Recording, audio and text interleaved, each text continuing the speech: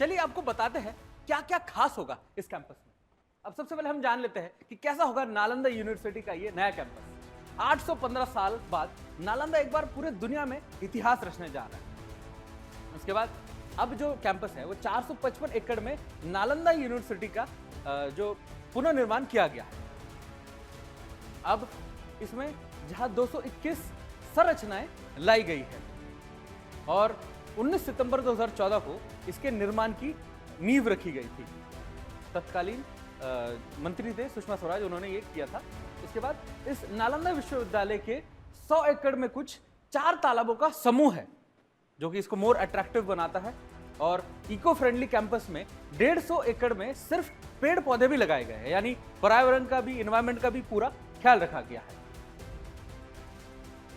फिलहाल 17 देशों के 400 छात्र छात्रा यहां पर पढ़ाई कर रहे हैं। तो ये कुछ अहम मुद्दे हैं जिस पर ये लोगों को जानने के इच्छुक थे और वो हमने आपको अभी बताया। नालंदा विश्वविद्यालय का इतिहास अपने आप में बहुत कुछ समेटा हुआ है। इस इतिहास को जानना भी जरूरी है। किन पड़ावों से होकर गुजरा है नालंदा, आइए आपको फिर से स्क्रीन पर दिखाते हैं। सबसे पहले नालंदा विश्वविद्यालय का इतिहास। नालंदा विश्वविद्यालय की स्थापना वर्ष 427 में सम्राट कुमार गुप्त द्वारा की गई थी। फिर जहां पे 12वीं शताब्दी के अंत तक यह विश्वविद्यालय चलता रहा, ऑपरेशनल था। लेकिन उसके बाद बीच में 3 बार आक्रमणकारियों ने आक्रमण भी किया था, फिर भी ये यूनिवर्सिटी चलती रही। यहां पूरे दुनिया भर में बौद्ध धर्म का सबसे बड़ा शैक्षणिक केंद्र था। फिर 1193 में बख्तियार खिलजी ने इसे जलाकर नष्ट भी कर दिया था, जो कि हमने सुना होगा अपने बचपन में कि एक यूनिवर्सिटी थी जो बहुत दिनों तक जलती रही थी, वो यही नालंदा यूनिवर्सिटी है। फिर उसके बाद कई सालों तक यह विश्वविद्यालय जलता रहा। फिर यूनेस्को द्वारा प्राचीन नालंदा विश्वविद्यालय खंडहर को विश्व धरोहर माना भी गया है। नालंदा विश्वविद्यालय के नए भवन को लेकर छात्रों में उत्साह है। उनसे बात की हमारे सहयोगी अंजनी कुमार पांडे ने, आइए दिखाते हैं।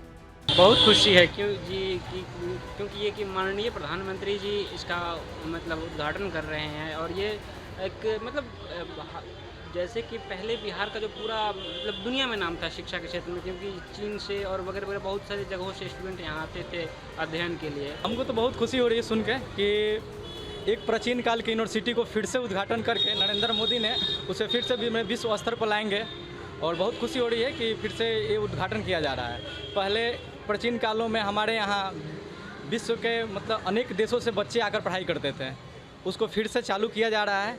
आज भी फिर विदेश के बच्चे आएंगे यहाँ पढ़ने के लिए। फिर इस यूनिवर्सिटी में विदेश के भी बच्चे पढ़ेंगे। जैसे बौद्ध का शिक्षा के लिए आते थे विदेश से पढ़ने के लिए गुप्त काल में। इस यूनिवर्सिटी जो बख्तियार खिलजी ने इसे ध्वस्त कर दिया था, उसे फिर से चालू किया जा रहा है, मैंने फिर से दूसरा चालू किया जा रहा है उसको। ये तो बहुत अच्छी बात है कि हमारे देश में, हमारे राज्य का जो नालंदा विश्वविद्यालय रही है वह विश्व पटल पर अपना छाप छोड़ी थी। और आज भी अगर आज फिर से उसका पुनर्निर्माण किया जा रहा है तो बहुत अच्छी बात है कि हमारे राज्य को फिर से उसी पटल पर लाने का प्रयास किया जा रहा है। ये बहुत अच्छी बात है।